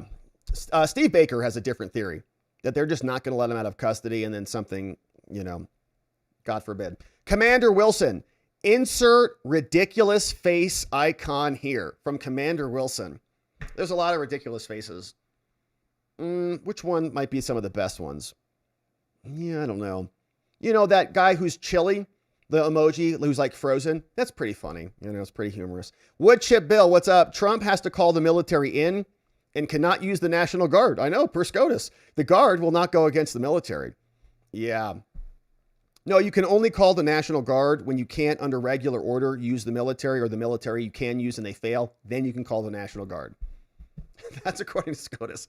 It's totally inverted, but we read it here. One old guy says, Small Barry Sotero Obama is openly a deeply closeted homosexual man who married his college boyfriend. I don't know about that marriage part, but the rest is true. Hey, Trino Galaxy says, the House needs to get their act together and impeach these blatantly corrupt and out of control judges. They disgrace the entire system. I know, it's like nonstop. We're battling the judges who are fighting for the Democratic Party to even stop the DOJ's prosecutors from getting. Why can't we get actual prosecutors passed in the Senate? What the heck is going on over there? We got Alina, Essely, Chata, we got Halligan. Now we've got this new guy. It's like never ending. What is going on over there? Rick D. NASA is ending the Crew 11 mission on the International Space Station early due to what they will call only a serious medical condition. What? The astronaut has not been named, nor a timeline for the early return. All right, that's not a good sign. Isn't that how Alien started? What do you mean? A serious medical condition? Did something pop out of somebody's chest up there? Ugh. All right, well, if they bring it back down here, things will get interesting. That'll be good. It'll be good content. Might get taken out live on the live stream. Slick 1020. Do you think Homeland is going through the deceased woman's phone to help track these agitators? Yeah, hopefully investigating exactly what put her there. The agitators might use signal chat to communicate and coordinate actions against ICE. Yeah, that would be rich, man. They went into the Telegram groups of the Proud Boys and the Oath Keepers. They were able to piece together the whole seditious conspiracy that way. So it would be curious to see what's on there. And I think it would go to her intent. What was she doing in the middle of the road? OSPAC, what's going on? Thank you for the comment, Slick. I think it's a good idea. Probably. Our FBI is probably going wild right now. OSPAC, what's going on? Because sci-fi author says OSPAC. Sci-fi author Arthur C. Clarke once said, any sufficiently advanced technology is indistinguishable from magic. Man, I was literally just thinking about that, OSPAC. I saw someone in the chat before the show started said, hey, hello from Australia. Shout out to our friends in Australia. And I was thinking to myself, it's the craziest thing. How we can just like beam stuff across the planet in a millisecond. It's wild. I think we can all say any sufficiently incompetent political party is indistinguishable from a mortal enemy. Man, another like a similar rule. Yeah, sufficiently incompetent political party. Yeah, there's something there, OSPAC. I like it. Good stuff. And my friends, thank you for sending those in. Very nice, very generous of you. We appreciate it a lot. Thank you for doing that. Let's see what else we got. We got some locals comments. We've got some X comments. We'll say hello. And then we'll wrap it up on the day, my friends. And then tomorrow, early stream tomorrow. So we'll be back here in the morning to see what the Friday has in store for us. It's going to be great. Hey, The Veil says, hey, everyone. How is the Minnesota fraud any different from the oil companies who have spent several $1 billion budget for oil development projects and use their corporate lobbyist influencers on Congress and the president to use tax dollars for their very development projects? Well, I think kind of what you're talking about is crony capitalism versus fraud. I think they're both probably problematic, but I do think that they're different. Although, I don't know. Remember that one mayor in Minnesota? That one mayoral candidate with a gigantic forehead? Do you think there's oil in there? Maybe they're stealing the money because they're going to go drill into Omar Fatah's head. Is that what's going on? No, more seriously, I think that there's probably a lot of that. The response is that the Somalis are just stealing the money, the oil companies you might be investing in, and then they will return a deliverable back. Like, we're not getting oil out of the Somalis. All they're doing is stealing the money. What are they doing? Probably spending that money, right? Buying food, gobbling up housing that we're all paying for. And sure, you tax those transactions, but it's not paying for, it's not, if you give people money and then tax that money when they spend it, does that deliver more money back in? Because if that's true, that's just like incredible. It's like the infinite money hack. No, just tax it. And then you can just keep spending it. I think that's what they think, but I don't think it ultimately works. So, and also we need oil in the world. We don't need Somalis in America. Mom of Many says, Keith Ellison's body language tells the truth. Are you confident that you've done everything? Shakes his head no, tried to lie by saying yes, but he knows that that's false because he delayed his verbal answer while instantly shaking his head no. Yes, no, yes, we're doing everything. Hallmarks of attempted deception. Yep, exactly. They look a little uncomfortable when it's like billions? Like billions. Okay, a couple 100,000. Like, well, look, don't you have like even an alert like on your bank account? Wow, there was a big transaction. We noticed a big transaction. Did you mean to spend $1,000? No. Oh yeah. One of those? Nothing. Billions just siphoned out. I think the school, says Tobo, in Minneapolis are off so that the far left teachers can side with the Antifa against ICE. Yeah, we talked about that this morning. They canceled school out there in, I think, Minneapolis today and tomorrow.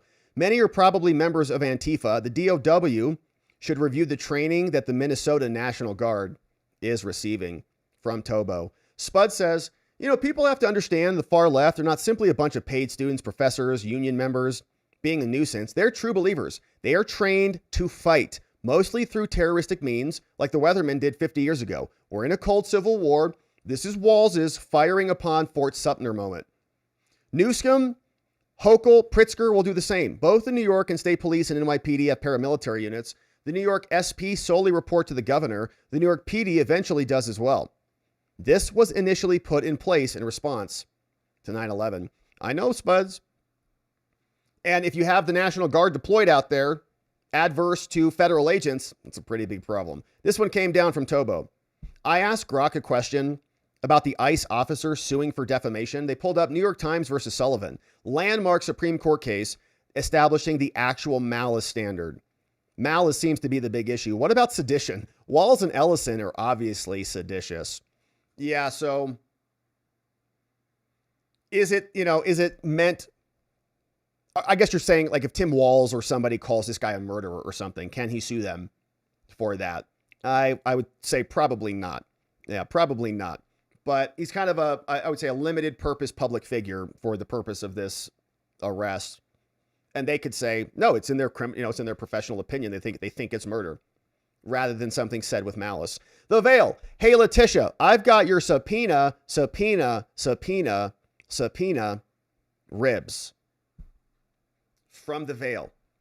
You better be careful. She'll eat those ribs in 2 seconds. The Veil says, now that many precedents have been set in court, when a police officer is being defamed by the press, the police officer can now sue the press for defamation and emotional damage. I don't recall any cases that have gone that way. I'm thinking of like Derek Chauvin. I think like the FBI agents sued the FBI for emotional damage. Remember that? That's the one I'm thinking of. So you can always sue. The question is, will you win any damages? And it depends what kind of plaintiff you are in the jurisdiction that you're in. Hardened Patriot. Far left Governor Tim Walz mobilizes the National Guard. Did that just happen? Okay, that's from the Gateway Pundit. So did he mobilize or did he issue a warning order? They say issued a warning order. Got it. So they're not going on the streets, but they're getting prepped up, which is not good. Not good. Hey, Pinochet's helicopter tours says, come on, Rob, you are smarter than this. Evidently not. You are falling for a scripted false. Cole is a willing participant who is always going to walk. Presidential Medal of Freedom, 2029. Okay. Interesting take on that one. Do you think that Trump will pardon him? That's how he'll get out of this? Yeah, and here's another one. One old guy. Pipe bomber scapegoat guy reminds me of the scapegoat from the movie Jack Reacher. I love those movies. Any spook can come up with all that evidence against him from their supply closet.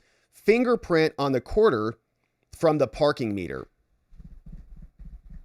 Fingerprint on the quarter from the parking meter.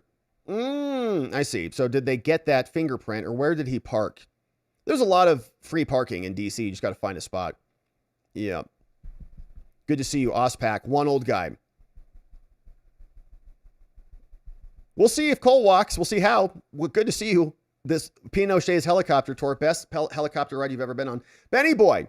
No, her last name is Good. So it is the Good shooting. Oh. Yeah, sorry. A little thick there.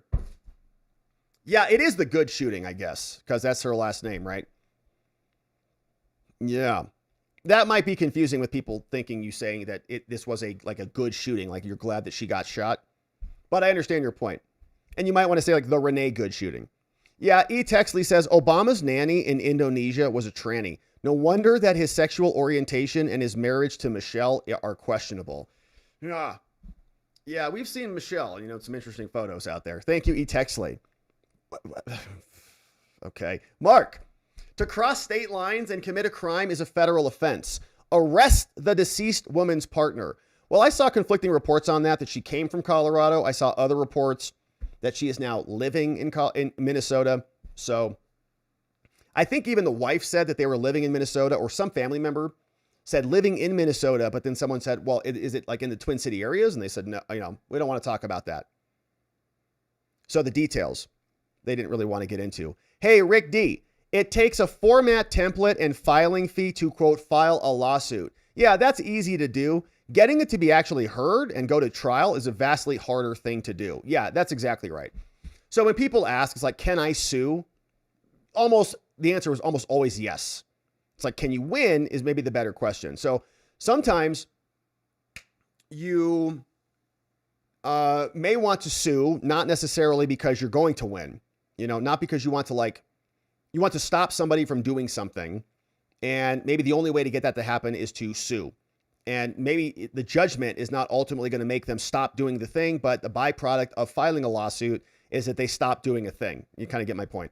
So that's the separate point, right? Do you want to make a point? Do you want to win? What's the reason for the lawsuit? What are you trying to accomplish? But yeah, you can basically sue anybody for anything. We see it. Doesn't mean you're going to win. But again, some people don't really care about winning. It's an interesting thing. Litigation's very interesting. Just talk to family court. They just want the other person to basically die. So they'll wreck their entire lives fighting with their ex. It's crazy domain. That's why we do criminal law. Much more reasonable people. All right, so my friends, it's been a beautiful stream. Let's say hello to our friends on X. And then we'll call it a day and see you back here tomorrow, early in the morning, baby. It's going to be good. We might get a Supreme Court decision on the tariffs tomorrow. I saw some rumors about that. We'll see. Adrian Henry, what's up? A practice dummy put up for Letitia James to deal with. Interesting comment, Adrian Henry, over on X, saying this was all a decoy. They'll put someone else up, and then the real case begins. We'll see. So far, we can just look at the scoreboard, and numbers are not great. Hey, Elliot, Docmaster's here. Ann Harden Patriot said Renee Nicole Good was Minneapolis Ice Watch warrior who trained to resist the feds. Look at that right there. Wow. From the New York Post. Ice Watch warrior. Incredible right there. Ice Watch warrior, the mom who was killed. Moved to the city last year, linked up with anti-ICE activists through her 6-year-old son's woke charter school. They said, we put social justice first, and we involve kids in political and social activism. She's a warrior. She died doing what was right. A mother named Lisa, whose child attends the same school, posted at the vigil. Ridiculous. She thinks it's ridiculous. She's dead. So terrible. Elliot, FBI documents on Daniel Richmond. Ooh, interesting. Okay. Is that new? Elliot, Docmaster in the house. You're the man. Great to have you. Amazing. And we got a couple other donos that just came in on locals. Man, shout out. Chubby Stubby says, so when this matter of, quote, illegitimate prosecutor, when is it going to reach the Supreme Court? Yeah, I agree with that. And I don't think we've even seen an appeal on it yet. Or I think on the Halligan and Comey case, we saw a notice of appeal, but I don't think I've seen the appellate memo filed yet. I think they will appeal it. It is getting ridiculous. Clearly, their new angle of attack to pivot from the TROs. Yeah, and how do you divest the president of appointment power after 120 days? Like, where is that in the Constitution? What's going on? Rick D says, real quick, Rob, Big Fanny lost again. Just ordered her to return all of Young Thug's assets that she seized too. Amazing. Fanny's getting blown out over there. She might have to go buy another $10,000 purse to make herself feel better. And then maybe a bigger fur coat this time. So hey, Elliot, opening brief is due January 26th in the Halligan appeal. Docmaster, he knows. Elliot, thank you for that. 22 Dragon, interesting post. Great to see you. Okay, my friends, it's been a beautiful stream. Happy Thursday. Thank you for being here. Thanks for subbing to our channel, following us wherever it is you're watching it. We appreciate you, and we want you to come back. We never want to miss you ever again.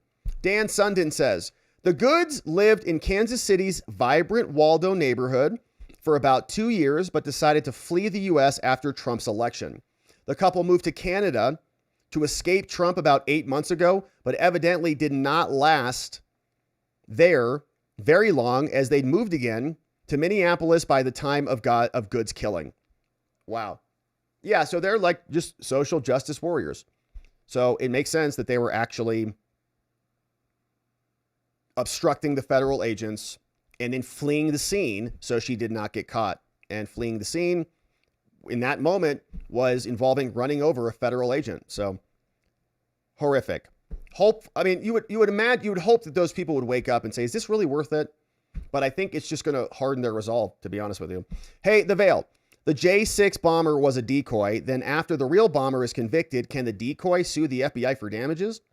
Yeah, I mean, of course, yeah, for, a wrongful imprisonment or malicious prosecution. But if it didn't meet those standards, then no, right? The government can prosecute people and be wrong about it. They do it a lot. And they have qualified immunity against consequences, even if you're acquitted. So, not in every case, but yeah, generally speaking. A lot of benefits for our government. Not so many for us. All right, my friends. It has been an absolutely lovely and beautiful stream. Really, thank you for being here. Thanks for subbing up to our channel and joining us as we go through all the things. Big shout out to our amazing mods and meme smiths who mod the fort down for us and keep things nice and orderly around here. We got Donut Mind Me in the house clipping away for us. Big shout outs to Muffin Rando. Shout out to John. K Bean in the house. Carrie B. We got Neuro D, Janek, Dog Digger, Geegum Geegum, Elliot, and Doc Master in the house, all hanging out. Thank you, Boopsy. Shout out to the Rubos. Chubby, great to see you. My friends, thanks for being here. All right, so tomorrow we'll be back in the morning. We'll come back. We'll see what the Friday has in store for us. Maybe we'll have a Supreme Court decision on the tariffs. That could be a spicy one. But until we are back here tomorrow, I want to thank you for being here. Thanks for subbing. Thanks for liking the video, all the things.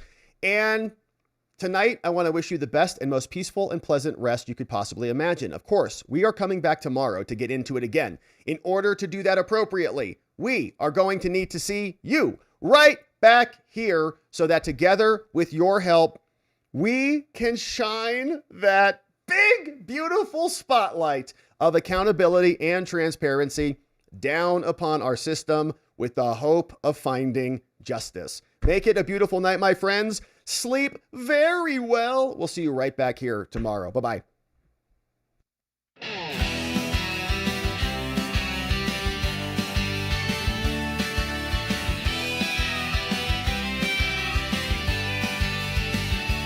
Thanks for watching, my beautiful friends. Now it's that time where the stream must end. You brought the heat with every chat and line. Together we expose corruption.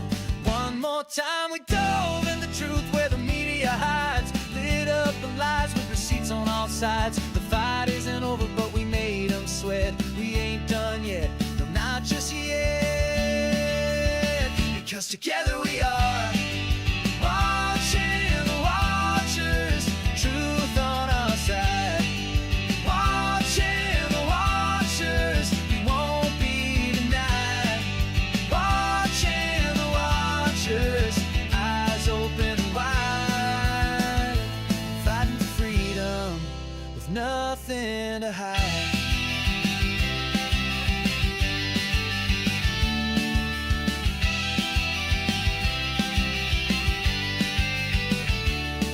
Drop a like and don't forget to share. And bring a friend who's ready to care. Tomorrow's lies are just today's news, but here we see through the scripted ruse. Together we are watching the watchers, shining the light. Watching the watchers, defending what's right. Watching the watchers, stay each night together.